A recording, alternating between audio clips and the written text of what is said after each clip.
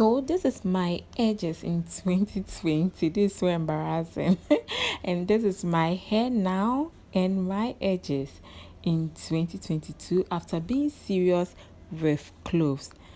So my last video I talked about clothes and then how I use clothes. So I've left the link in my description box in case you've not seen it. Please, I would like you to go and check, and then you can try that because clothes is really doing magic for my hair. Okay, so hello and welcome to my channel. My name is Florence and this is the Flourish Hair Studio. Please kindly subscribe if you haven't yet. What are you waiting for? Please do so now by clicking the red button down there. Also, I would love to use this opportunity to thank all my subscribers for keeping me going and believing in your girl. Thank you so much. In today's video, I am going to show you how I wash my hair from start to finish. So I begin my wash day by prepping my hair. I've been using aloe vera for my hair since I started my natural, and it is one ingredient or one plant that helps boost your hair growth. It is full of moisture and then it contains vitamins as well. But one thing I also love about aloe vera is the ability to detangle your hair, and it also adds slip to your hair. So before I wash my hair, I make sure I spray my hair with the aloe vera juice that I prepared, and I make sure I massage a generous amount into my scalp as well and my edges. So you can see that my edges are growing gradually because I am taking time to care for it. So you should do the same if you are suffering from any scalp issues, scalp disease whatsoever.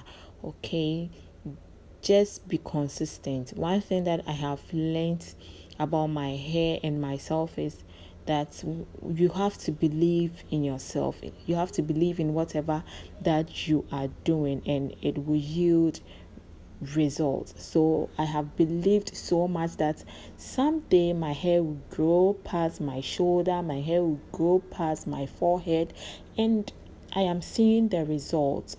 I am seeing it today.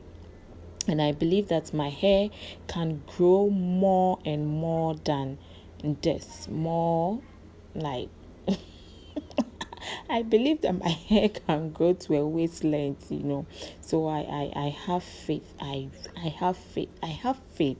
So please join your faith with mine and let's grow our hair together. So you can see that before I take down my braids, I moisturize my hair with the aloe vera juice. Yes, before I even take down the twist.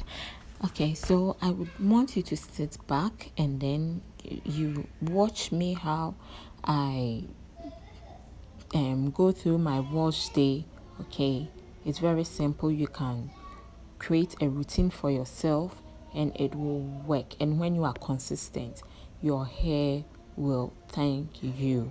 Okay, so sit back and watch me.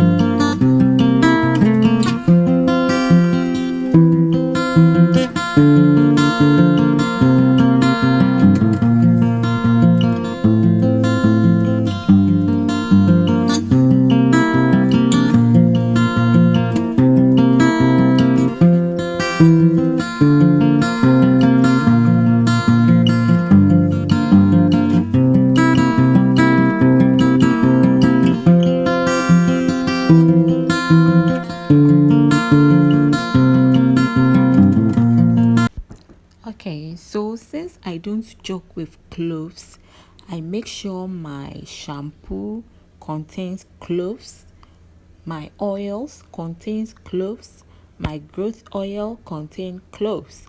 My treatment mask contain cloves. Okay, so I'm using a clove shampoo for my wash day. Yes, and it helps strengthen my hair, and it also helps maintain my hair. So that's what I use for my hair.